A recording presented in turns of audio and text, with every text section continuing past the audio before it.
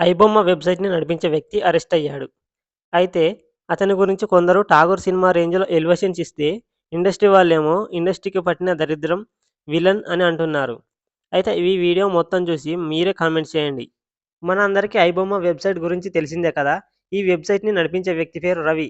ఇతనిని పోలీసులు అరెస్ట్ చేశారు. ఇతను 20,00,00,000 వరకు సంపాదించాడు. 3,700,00,00,000 వరకు ఫిల్మ్ ఇండస్ట్రీకి భారీ నష్టం వచ్చింది. ఇతని దగ్గర 2,100 సినిమా కాపీలు ఉన్నాయి. ఐబొమ్మని యూజ్ చేస్తున్న ప్రతి ఒక్కరి డాటా ఇతని దగ్గర ఉంది. అలాగే ఇతనికి 30+ బ్యాంక్ అకౌంట్స్ కూడా ఉన్నాయి. ఈ ఐబొమ్మ వెబ్‌సైట్‌ని 2019లో స్టార్ట్ చేశాడు. దీనిలో మూవీస్‌ని డైరెక్ట్‌గా వెబ్‌సైట్‌లో అప్‌లోడ్ చేసేవాడు. ఇదొక పైరసీ వెబ్‌సైట్ మాత్రమే కాదు. సిస్టమ్‌లో ఉండే లోపాలను, మూవీ ఆడియన్స్ అవసరాలను అర్థం చేసుకొని పుట్టుకొచ్చిన ఒక వ్యవస్థ అని చెప్పవచ్చు. ఐబొమ్మ అనేది మిగతా OTT platforms Amazon, Netflix, Hotstar కంటే మెరుగైనది అని చెప్పుకోవాలి. ఎందుకంటే అటు సినిమా టికెట్ హైక్స్, ఇటు ఓటీటీ ప్లాట్‌ఫార్మ్ మంత్లీ సబ్స్క్రిప్షన్స్ ఇవన్నీ తట్టుకోలేని ఒక మధ్యతరగతి వాడికి ఐబొమ్మ అనేది పైరసీ వెబ్‌సైట్ కాదు. ఇదే ద బెస్ట్ ఓటీటీ ప్లాట్‌ఫార్మ్ అని చెప్పాలి.